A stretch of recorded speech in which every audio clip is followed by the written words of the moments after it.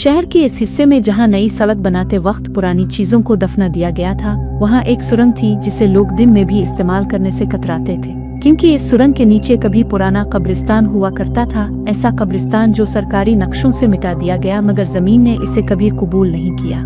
रात के वक्त इस सुरंग के अंदर से आने वाली आवाजें आम नहीं थीं, ना वो हुआ की सीटियां थीं और न गाड़ियों की गूंज, बल्कि वो आवाजें ऐसी थीं जैसे कोई जमीन के नीचे से बातें कर रहा हो, जैसे सैकड़ों दबे हुए मुंह एक साथ सांस ले रहे हों। मैं और मेरा दोस्त आदिल इस रात इसी सुरंग से गुजर रहे थे, क्योंकि शहर के दूसरे रास्ते बंद थे। खड़ी रात के 1:30 बजा रही थी, मोबाइल नेटवर्क खत्म हो चुका था और सुरंग के अंदर पीली रोशनी के बल्ब आधे जल रहे थे और आधे बुझ चुके थे, जैसे रोशनी भी खौफ की वजह से पूरा साथ देने को तैयार ना हो। जैसे ही हम सुरंग के अंदर दाखिल हुए, हमें एहसास हुआ कि यहाँ हुआ आम नहीं है। वो ठंडी जरूर थी, मगर इसमें नमी नहीं बल्कि सलांत थी, ऐसी बदबू जो आम मिट्टी से नहीं बल्कि पुरानी कब्रों, गिल्ली सड़ी लकड़ी और सदियों पुरानी सांस से उठती है। आदिल ने हंसते हुए कहा कि शायद यहाँ कोई पुरानी नाली होगी, मगर उसकी आवाज़ खुद इसी सुरंग में गुम हो गई, जैसे दीवारों ने इसे वापस न लौटाया।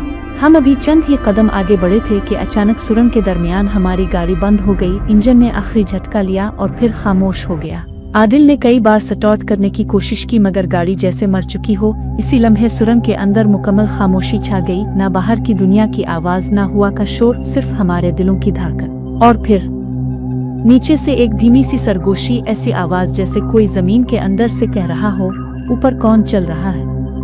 मैंने फौरन आदिल की तरफ देखा, इसका चेहरा सफेद हो चुका था। इसने कहा कि शायद गूंज होगी, मगर उसके फौरन बाद सुरंग के फर्श के नीचे से हल्की सी दस्तक की आवाज आई, जैसे कोई लकड़ी के ताबूत पर आहिस्ता आहिस्ता उंगलियां बजा रहा हो। टुक टुक टुक। हम दोनों साकित रह गए और फिर वो आवाज दोबारा आई, इस बार और करीब। तुम हमारे ऊपर क्यों चल रहे हो।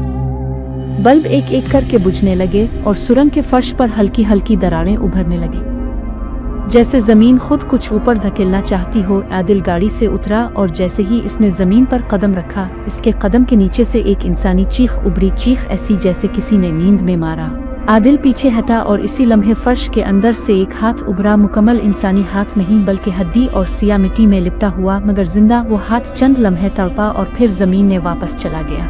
अब सुरंग के अंदर आवाजें एक नहीं रहीं, हर तरफ से सरगोशियां आने लगे, मर्दों की, औरतों की, बच्चों की, सब एक साथ। सब कह रहे थे, हम दबे हुए हैं, हमें सुना नहीं गया, तुम सुनो। सुरंग की दीवारों पर साए रेंगने लगे, जैसे कब्रों के अंदर से रूहें दीवारों के पार झांक रही हों। अचानक फर्श के नीचे से एक जोरदार धचका लगा और जमीन फटने लगी, मगर मुकम्मल तौर पर नहीं, सिर्फ इतना कि नीचे का मंजर दिखाई देने लगा। और जो मंजर हमने देखा वो जिंदगी का बदतरीन मंजर था। नीचे सैकड़ों कब्रें थीं, मगर वो कब्रें बंद नहीं थीं, उनके अंदर लाशें नहीं बल्कि आंखें थीं, जिंदा आंखें जो ऊपर हमें देख रही थीं। कुछ रो रही थीं, कुछ हंस रही थीं, कुछ बस घोर रही थीं। और फिर एक भारी आवाज आई, ऐसी आवाज जैसे जमीन खुद बोल रही हो, ये रास्ता हमारे ऊपर बना, हमें कुचला गया, अब तुम हमारे रास्ते बनोगे।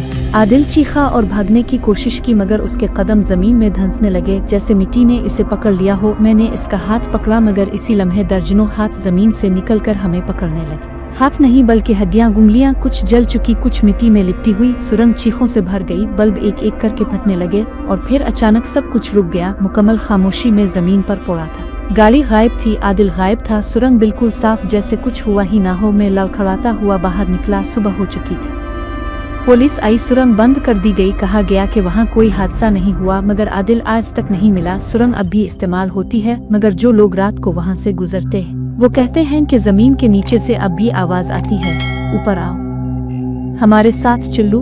और मैं अब कभी सुरंग के ऊपर से नहीं गुजरता, क्योंकि मुझे मालूम है कि नीचे कोई सो नहीं रहा, वो जाग रहे हैं और हमें गिन रहे हैं।